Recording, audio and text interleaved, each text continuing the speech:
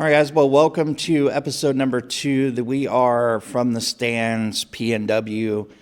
PNW stands for Pacific Northwest. We are a dirt track racing podcast focused on dirt track racing here in the Pacific Northwest. We're a big believer that every lap has a story and every fan definitely has a seat with us. And so we're going to get after it with episode number 2. My name is Jimmy. I am the host. Behind the camera, as always, is Stacy. Say hi to the folks at home. Hey. That was dramatic. I am wearing my meta glasses right now to kind of give you a perspective on what I see when I'm doing this podcast. So I thought that would be an interesting perspective.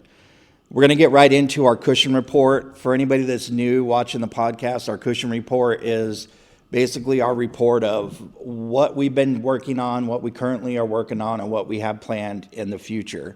So obviously this last week we had our first episode posted.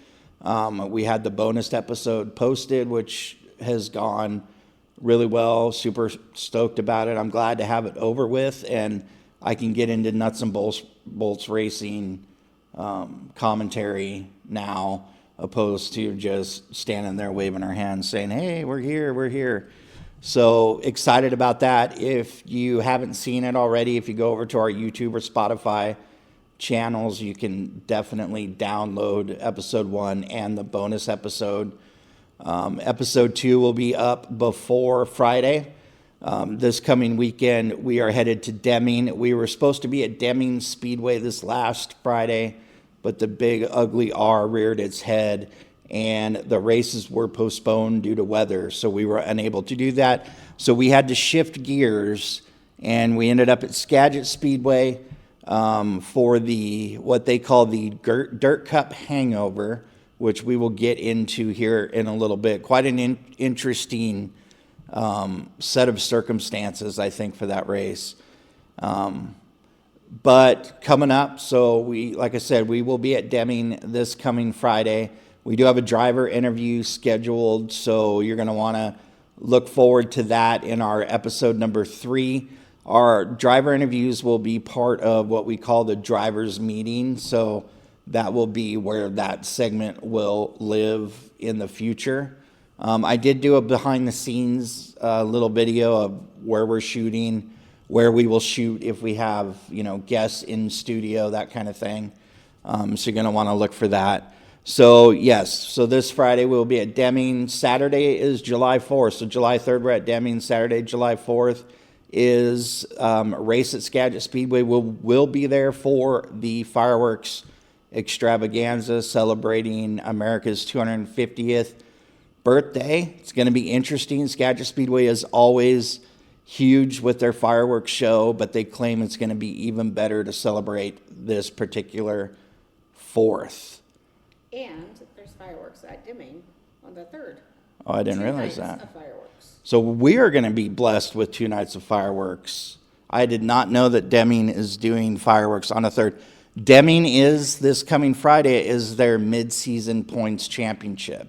So it's a huge race for the micro sprints. I had to correct my vernacular, what I used before. We used to call them mini sprints, but apparently the correct thing is micro sprints. So we have, interview scheduled for that. Saturday the 4th is Skagit Speedway.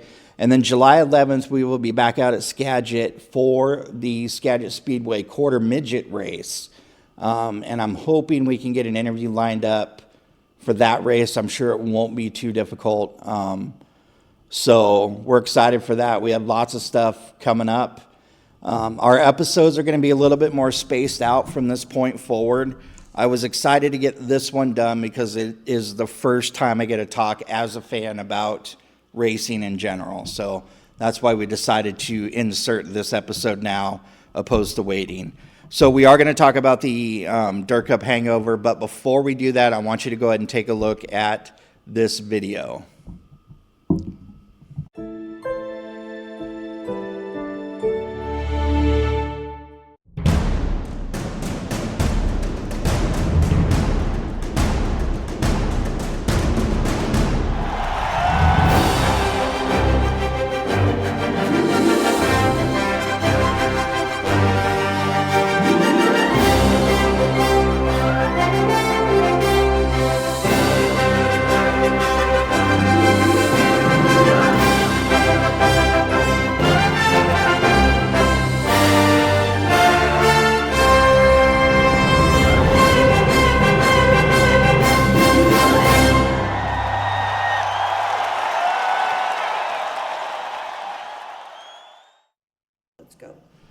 yet. So I want to thank Stacy for putting that video together. That was kind of an overall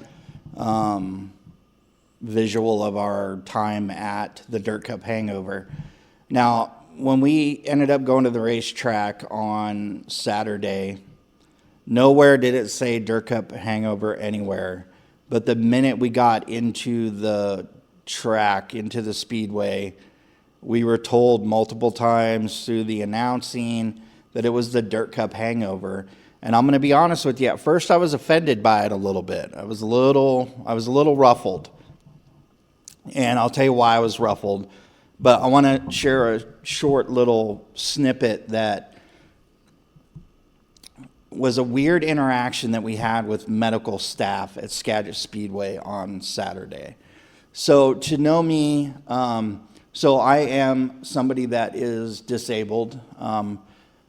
My disability that I have is not one that is visible when you see me walking down the road. So my disability, I have a blood clotting disorder. So obviously you can't see that, right? It's all genetic, it's all, but it restricts your mobility. It has other, hazardous issues like dying of a heart attack, dying of a stroke, all that good stuff.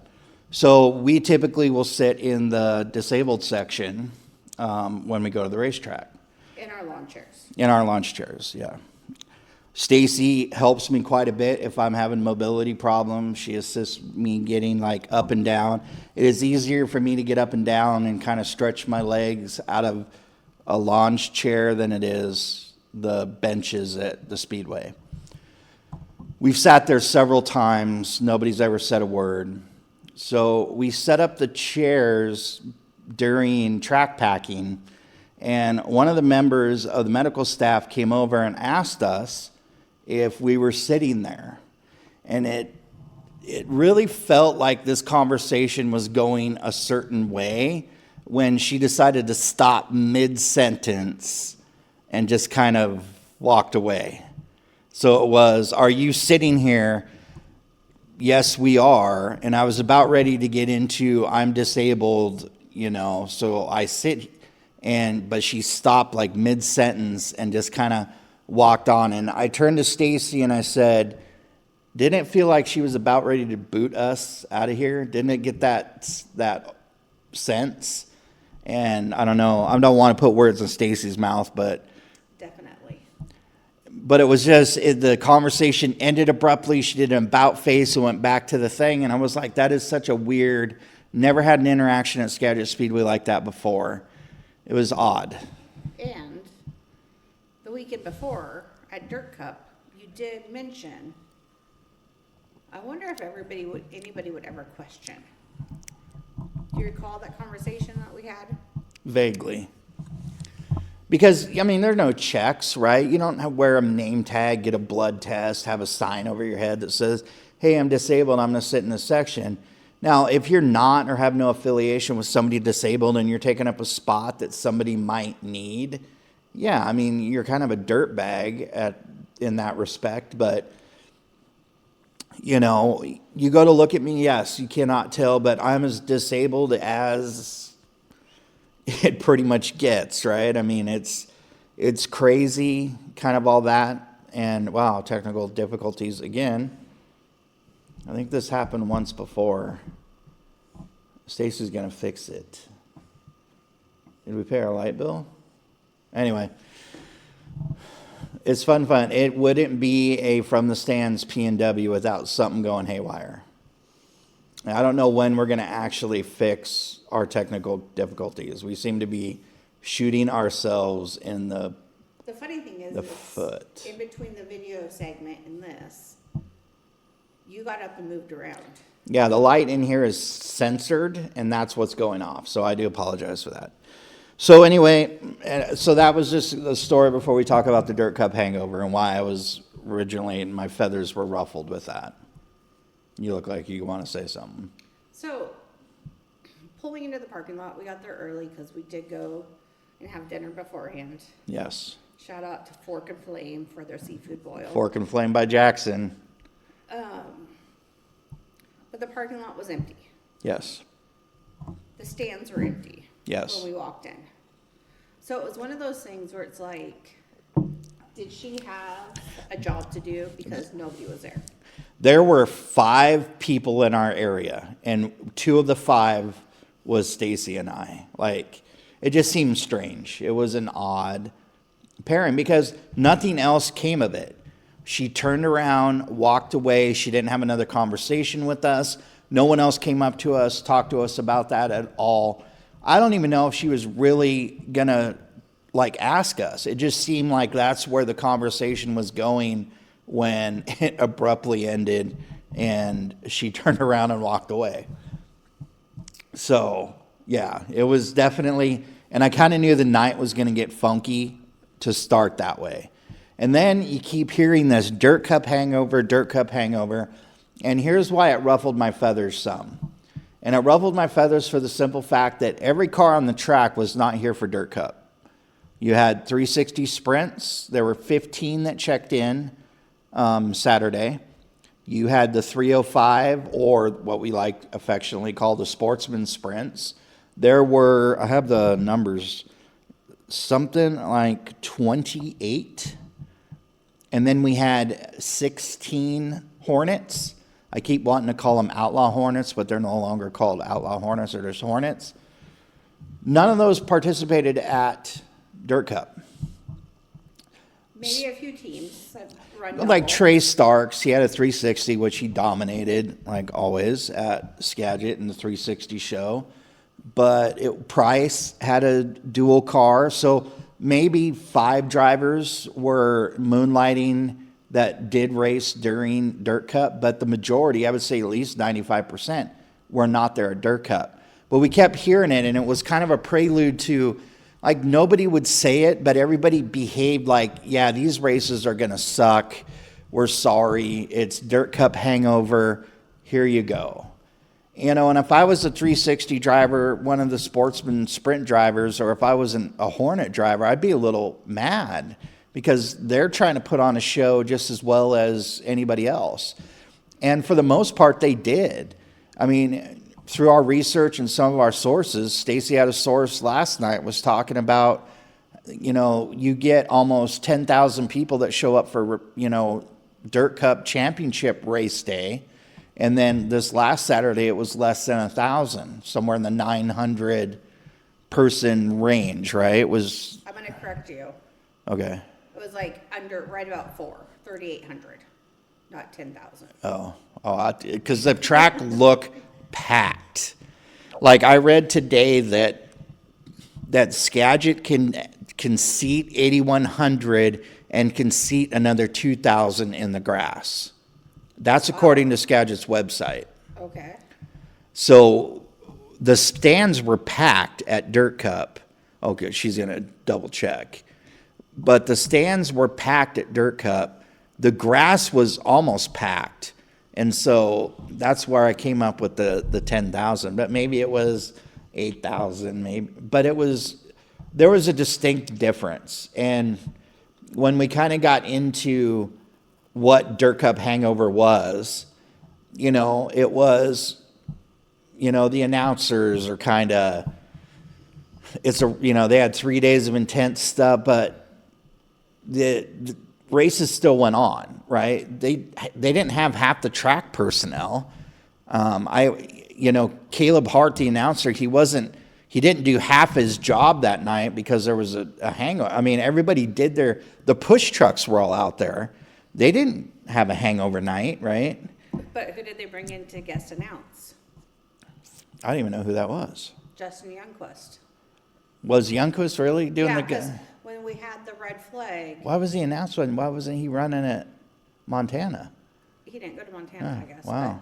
But when they had the red flag, he's the one that was going driver to driver. Oh, was that Youngquist Yeah. doing that? Oh, see, well, good He for was him. up in the booth. Yeah, he's got a career ahead of him. When he's done driving, you know, he can get that track announcing job or whatever. But I guess here's where, from my Let's turn that off. standpoint, Yeah, let's turn that. What the?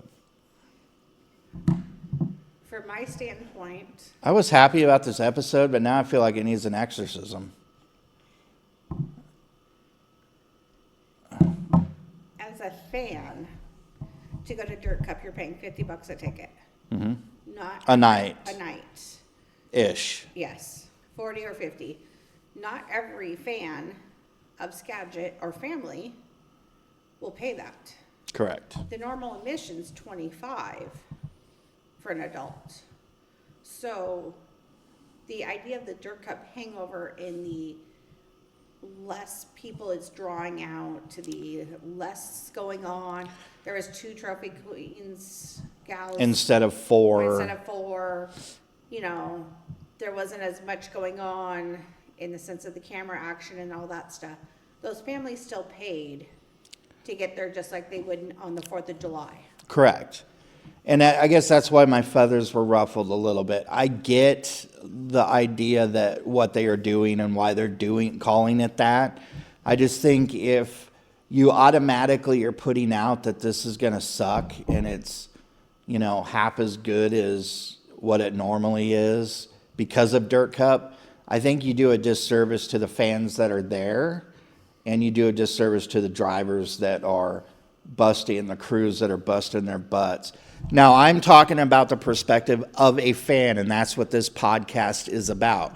I have no technical knowledge. I have no, backdoor knowledge of Skagit Speedway and how people are handling it. But as a fan, I'm giving you what I encountered, what I felt, what it felt like. I get the fact that happens, but there are fans that showed up at that track and paid their admission that didn't go to Dirt Cup or were expecting a good race to buy that driver's shirt, to pay their money for their concessions and all that stuff. And it just kind of seemed like everybody put the brakes on, I guess, when they didn't really need to, because fans are going to love and spend the money to come. So we don't need to downplay the quality of that race in particular, especially for this 360, the Sportsman, and the Outlaw driver, or the Hornet drivers, because they're there to bust their butts, especially 360s, because they don't race again until the 360 Nationals, which is insane. So they're going to be off not racing for a month before the 360 Nationals hit. So, but I guess it's all about the mindset. You know, if you go into it with that this is a normal race weekend, from the standpoint of Skagit, you're going then to increase the people that are wanting to be there. You're going to increase the emissions, all that. You have to build that culture that's just a normal weekend. It's not Dirt Cup Hangover, because people are still going to come out. And not to just rag on Skagit Speedway, just to dump on them. There were incidents that happened on the track. There was a couple red flag moments that the safety personnel performed, at least from our perspective, flawlessly. Push truck drivers, they all did their job. Like the tow truck drivers all did their job. Caleb, who was announcing, did his job perfectly. Even Justin, shout out to Justin. But it did take the flagger a little bit to get into. He was that was a part that when I was like talking to Stacy about how my feathers were a little ruffled, and I looked over and I see the flagger waving the green flag for the Hornets, and he was just kind of like, yeah, this is really crappy. And I thought, man, it was a bad look, I guess is the best way I could do it. Flaggers should be waving enthusiastically for every race. I get that not everybody, is down with the Hornets, and the Hornets are a consequential division at Skagit Speedway, but think about this. I had an interview with somebody at the racetrack, and we will have that interview at some point in the future. Has experience as a crew chief, has experience working on crews, has race experience, and has been around the track almost all of his life. And he's, 40, 45-ish? I would say 40. 40? And his favorite division to watch is the Hornet division. He can't be the only one. And he has tons of track and race experience, and his favorite division is the Hornet. I don't know if I can disclose why the Hornet division is his favorite. Can I disclose that? You think it's, if I quote him, but don't release who it is that said it. Yeah, I think you're fine. So I will quote him. He says, because it is redneck as racing gets at Skagit. It is guys that just want to race.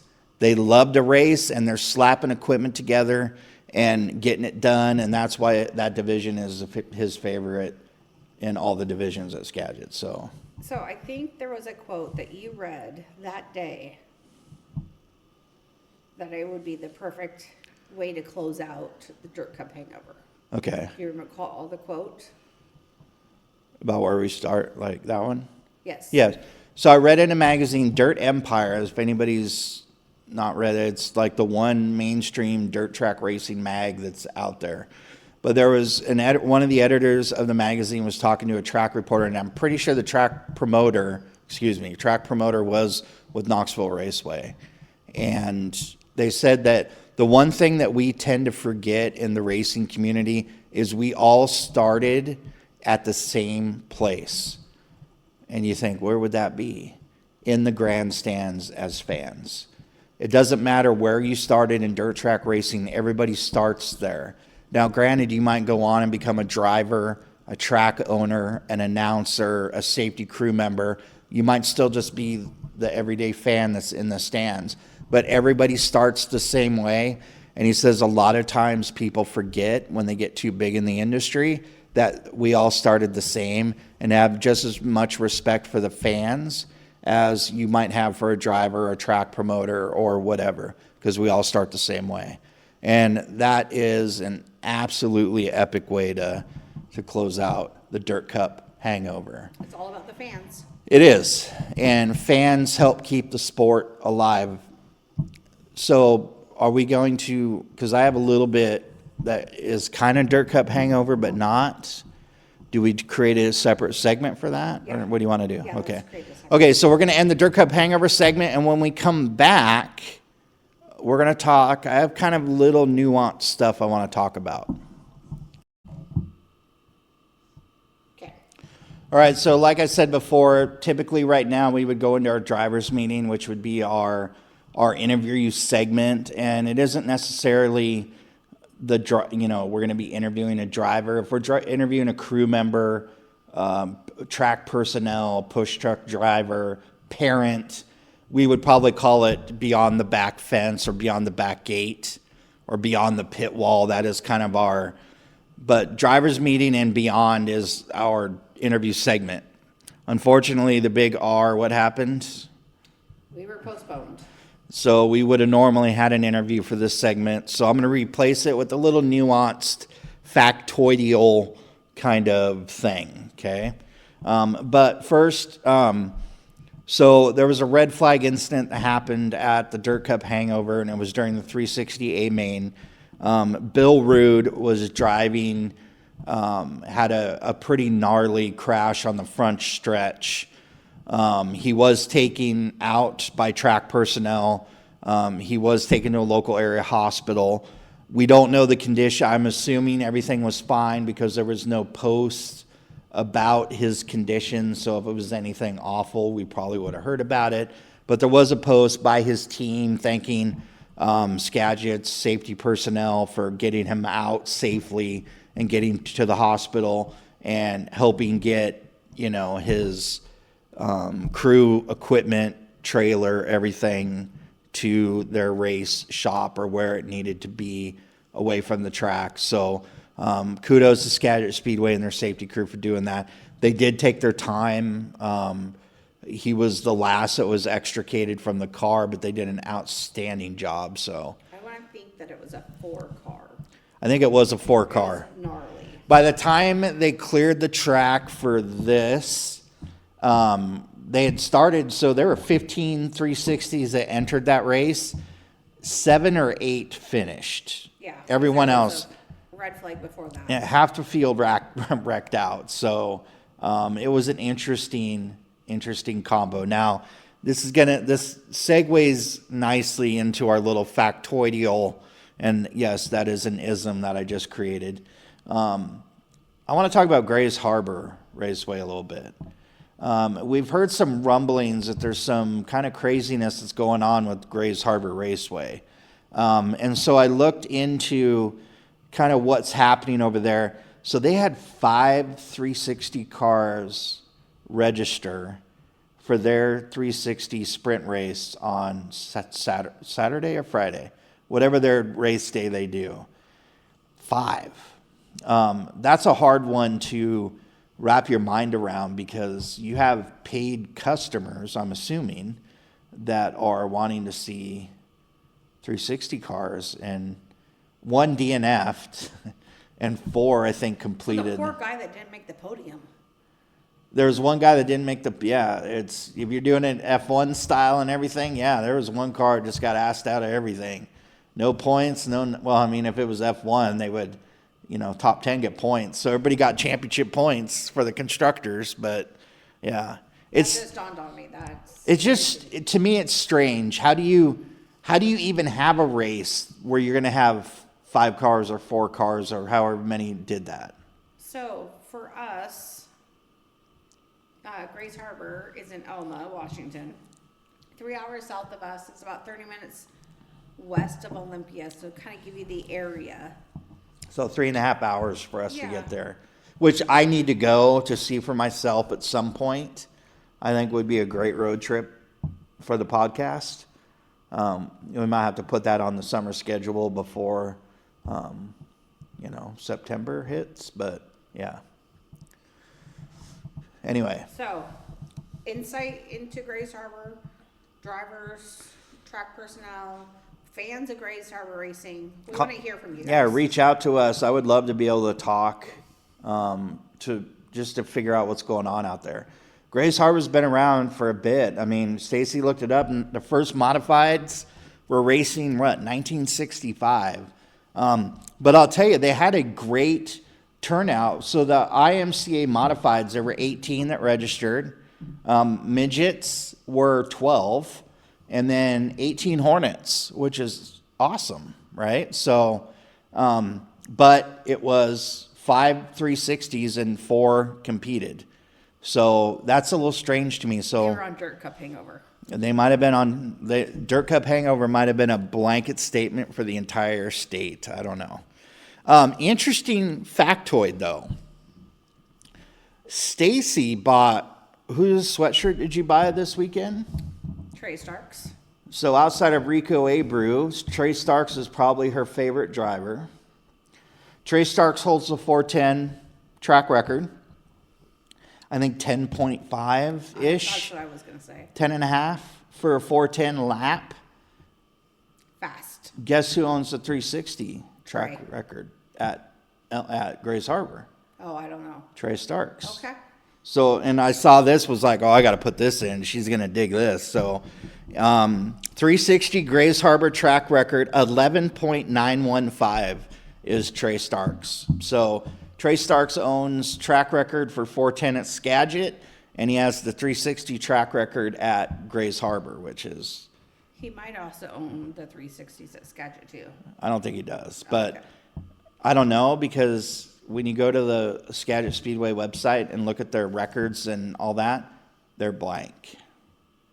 They're top secret. Yeah, you click on it. It takes you to a page, but the page is blank. So...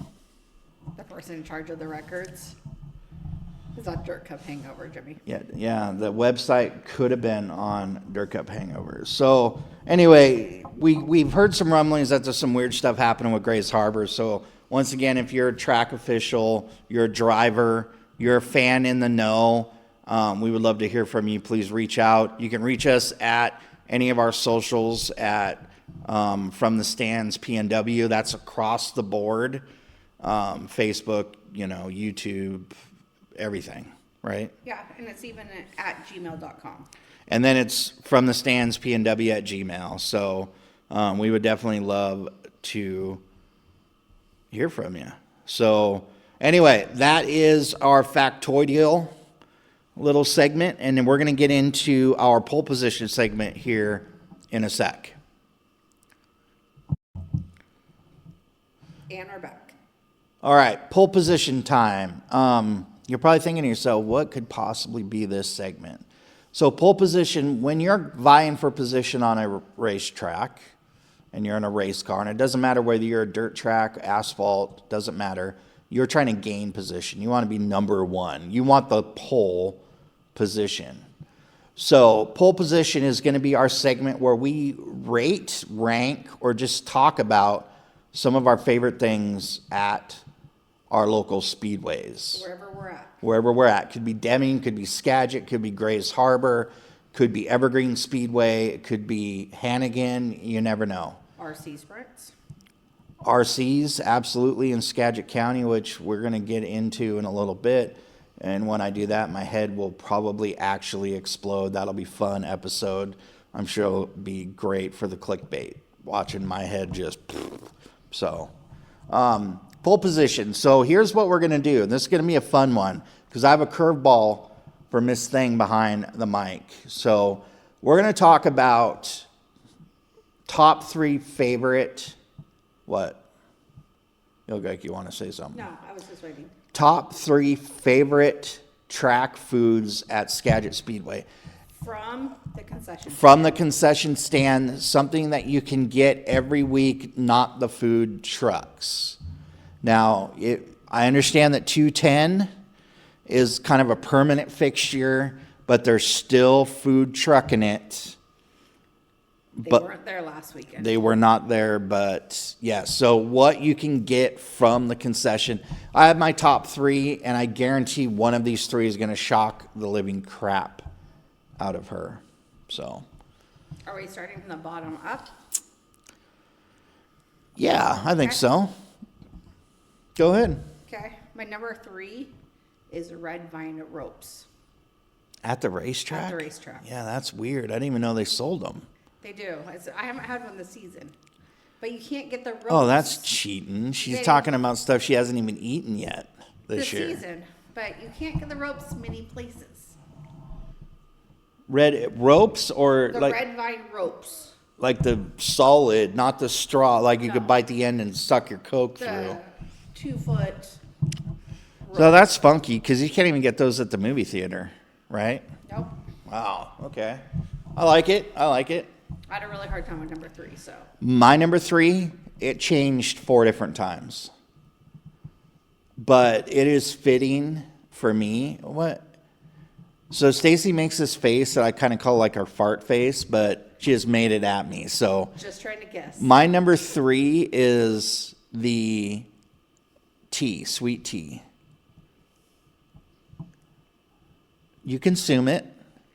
Okay, It- that's... Okay. But see, she's surprised by it. But my number 3 was going to be the hot dog. And then I'm like, but what if I had more of hot dogs or sweet tea? Sweet tea at Skagit. And it's the Coke sweet tea. So it's the, Gold Peak, right? yeah, the Gold Peak sweet tea, which you can't get individual bottles of that very often in very many places. Usually it's the Leaf sweet tea or Arizona. Like very rarely is it this. So it's my favorite. So yeah, when it's hot, yes, that's my go-to drink.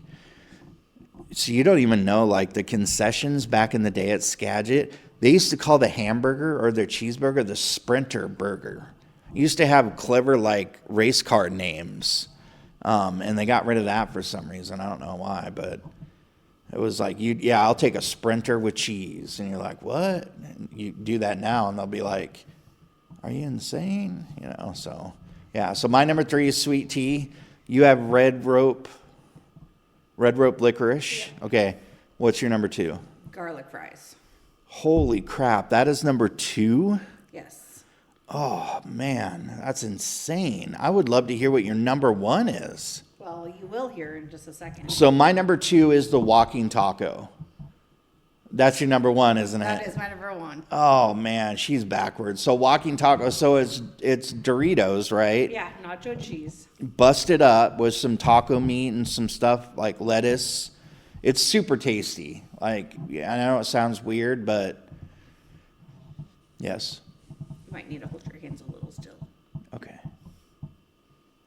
Why were they making noise? Yeah. Okay. Sorry. I'll be like when you're on school. Fold your hands and put them in your lap. So it has lettuce and cheese and taco Yeah. meat, sour cream, salsa. And it's the cheese Doritos, right? Yeah. Or do they do any other flavor? Okay. Food's And- important to us. And If it's you haven't, just served in the chip the bag, yeah, it's crazy. But number one for me is the garlic fries. That was its own religious experience, I think. I don't know how they do it, but I will put their garlic fries up against anybody's, including the Seattle Mariners, who are kind of known for garlic fries. They're garlicky, like garlicky.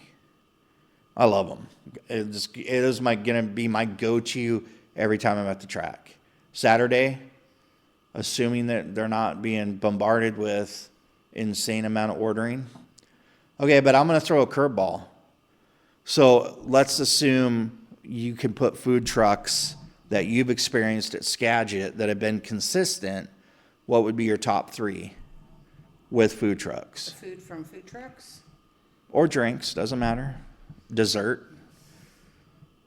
I know they had a pie truck there that you were Okay, super let me excited think- about. Let me think about that, but before we move off of the concession stand, I have a D and F one. I did not finish. Did not finish. Okay. Oh, yeah, I think The I. ice cream yeah. sandwich. Yeah. Take a page out of the Linden Fair and make the best Mooich ice cream in between two chocolate chip cookies. The one at Skagit, pass it up. Not a fan. Not a fan. It was almost plasticky tasting ice cream. Yeah. And when it's a warm day, it's the last thing you want to And be. they talk about like, oh, go get ice cream, go get ice cream. Why do you think they do that? Because they need to sell it. And they need to 'cause sell it. But it has to be quality, though, right? It was definitely a do not finish, couple bites, barely, and I tossed it. Yeah, I mean, I think if I had to do a DNF with concession stuff, I think it would have to be like I haven't done their California rolls there. Like everybody's talking about, yeah, you That can get scares sushi at the racetrack. I don't know if I'm that gutsy, but the DNF for me would be like their hamburger because it's your average. You know, is it awful? No, but can you get the same at AM PM? Yes. You know, is it the same like meat that you buy anywhere? Yes. Skagit definitely does. I've had some of my best food experiences this year at Skagit Speedway ever. Like ever. And we've eaten all over this country. And I've had one I'm going to talk about, and I'm just going to lay this out now because we're throwing a food truck curveball. But the wings and things, was that the truck? Yeah. Best chicken wing 2 days in a row that I've ever eaten in my entire life. I had like the Asian habanero, whatever it was, and then the next day, because if you hear me talk about restaurants, if you go to Ice by Stacy, you'll see a lot of food reviews that we've done on that social media channel. Consistency is important, I think, because, and I make this comparison all the time, anybody can accidentally hit a home run. Stacey's going to get up and activate the lights again. God, this sucks. We might have to find a new studio.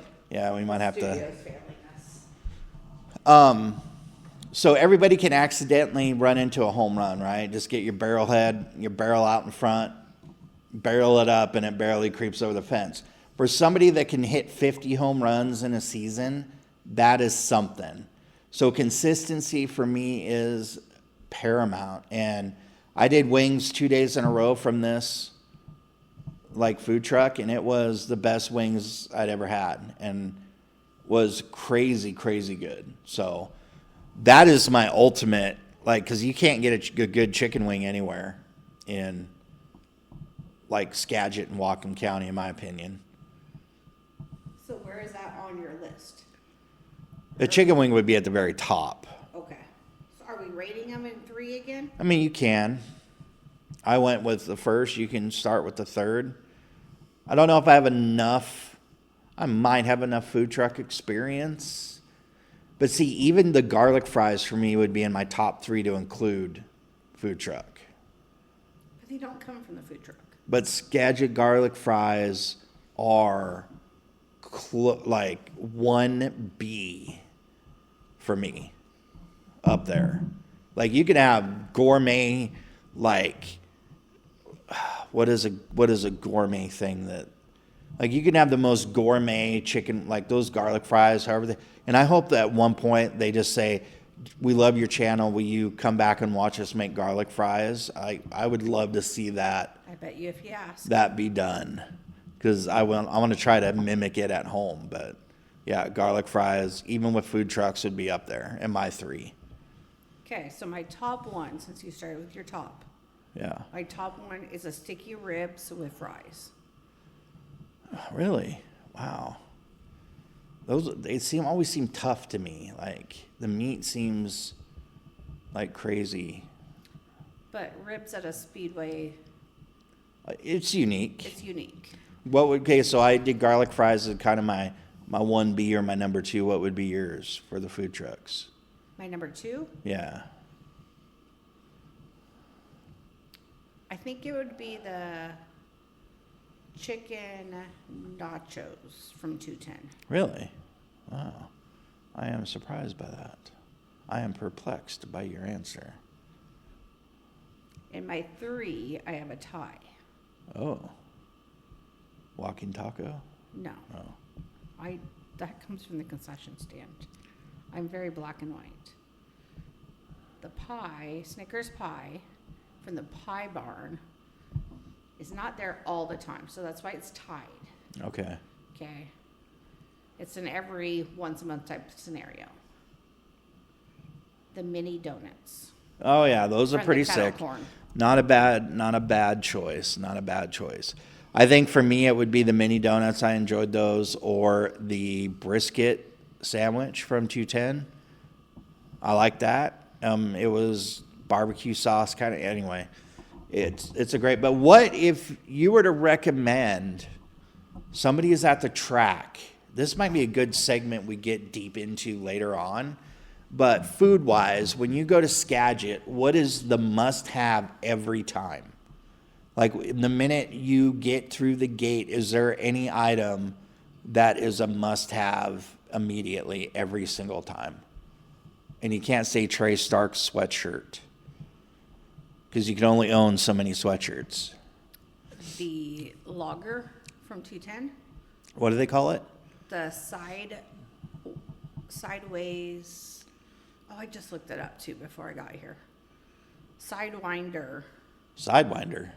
Wasn't it race related? Slide job sideways. I took a picture of it. The lager is really good. So you think that is the must? What if you're 10 years old? I think you're kind of struggling with Sideways light lager. sideways light lager. Slide. Slideways. Slideways. Slideways. Slide around corner. Oh, look at her. And what is our fan club called? Slide Job Society. There we go. We have a fan club? Mic drop. Yeah, I'm the only member. Okay.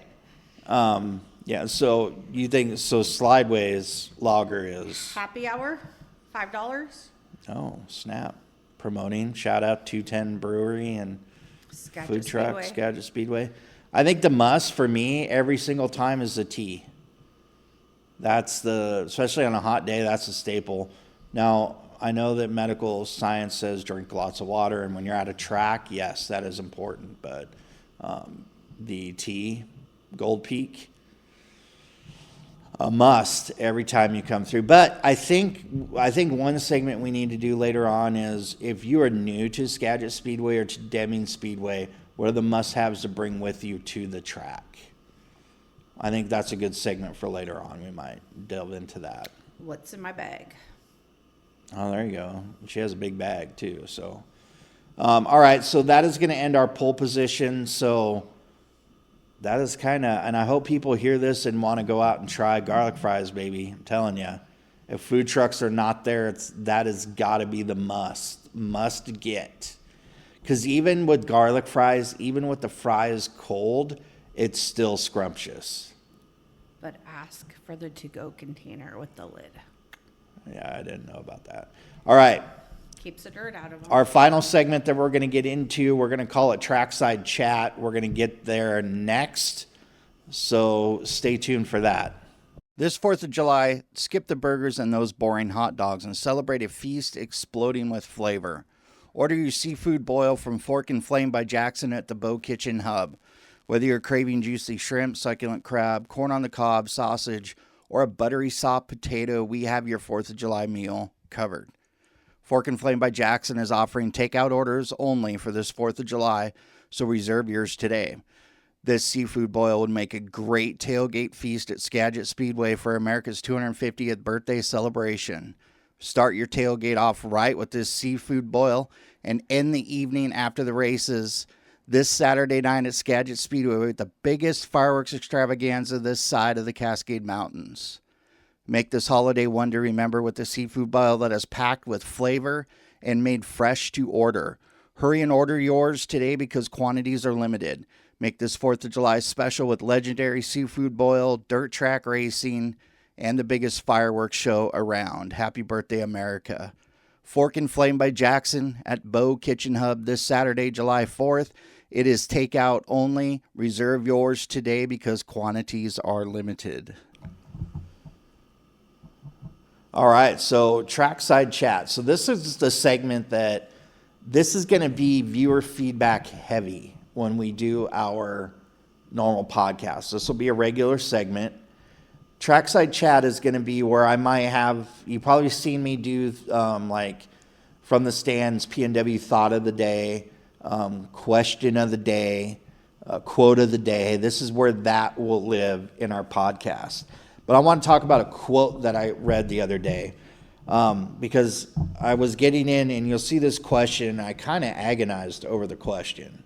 Like the question, it kind of binds me up a little bit. But the quote of the day I see is, so I read that when somebody is talking about the difference between dirt track racing and asphalt racing. And the quote I read is that dirt is unforgivable. Asphalt is for parking lots. Which, you know, if you're a diehard tracker, you'd probably agree to that. If you were an F1 driver, a NASCAR driver, you probably are cringing at that. But that's going to tie into what my question is for the question of the day. And I want to hear feedback. Anybody that sees this, hears this, please respond in our like chat messages or whatever. But the question of the day is, dirt track racing, if you've ever seen it, and the mechanics that go into dirt track racing, is dirt track racing the ultimate form of motorsport? And I wrestled with this question because I'm a big F1 fan, you know, hence the McLaren hat. I love F1 almost as much as I love dirt track racing. And so I wrestled with this because I think an argument could be made both ways. But I know what my answer would be, but I want to hear what your answers are out there. Do you want me to say what my answer is, what I think, or Save it. save it? Okay, what do you think? Repeat the question again. So is dirt track racing and the mechanics that go into how a sprint car races a lap, is that the ultimate form of motorsport out there?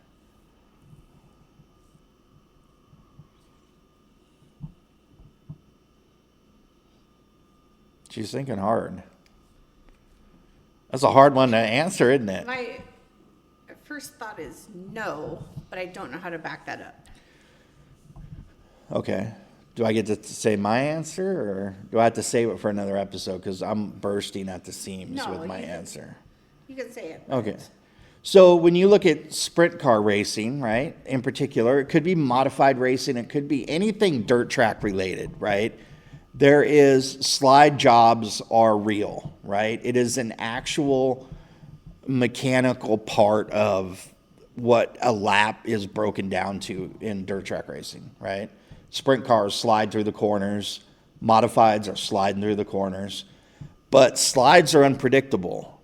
You can't enter a formula like you can with any asphalt racing vehicle. And like with F1, you can enter a formula and you can compute every inch of that asphalt track. But there is a certain mechanism of the slide that is uncomputable, that you can't outthink, because it's physics. It behaves unpredictably. You could predict every inch of an asphalt track in a NASCAR race, where the best line is when it's a certain temperature and a certain windage, and if you have soft, medium, or hard tires. Soft, medium, or hard tires, and all of that. Aerodynamics gluing you to the track. So if you're at X speed, you should never have anything that is an unknown. The only thing I think you could throw in with asphalt that could be an unknown is weather. But outside of weather, everything asphalt related in racing, in my opinion, is there's a calculation to it. But in dirt track racing, there's a lot of hoping and praying, because when you start sliding, slides are unpredictable. You can't calculate your way out of it. A computer can't tell you where the best place to go in the slide is, how to get out of the slide. It's all by feel, right? I mean, that's a great, in my opinion, as a fan, as an untechnical, specified fan, I think dirt track racing to me is the ultimate form of motorsport, because there's at least 25% of that lap or 50% of that lap that is unpredictable. That makes sense. I mean, you can, and you see a lot of it with the line. Like, you can know, okay, at Skagit, whether the track conditions allow for a faster inside line or outside line. That you can calculate. Well, and after 40 laps or 30 laps of a main, Track changes quite a bit. sorry, the track does change, and that, as a driver, you have to be thinking on your feet. And it's about what feels right. But that's the crazy part, is you watch F1 drivers and you see it a lot, where F1 drivers are closing their eyes and they're going through each turn. But a sprint car driver can't do that. Sure, they can know where the turn is, but there's a lot that is, how wet the track is, how dry the track is, how cockeyed the car is when you go into the slide, how cockeyed it isn't, how much uncontrolled the person next to you slide is, that affects how your slide through the corner is going. There's a lot of unknowns within that. That's hard. That's scary. F1 NASCAR, they want to try to take the guesswork out of racing as much as they can, because that's how you win in their world. In this world, it's a lot of, I believe, hoping and praying. And, correct me if I'm wrong, they don't have somebody in their ear talking to the driver. Correct. A whole team of people. This might be my ignorance, but I'm pretty sure there aren't any radios in the sprint car. I'm pretty sure. Like, if you look at F1 and you see the whole trailer.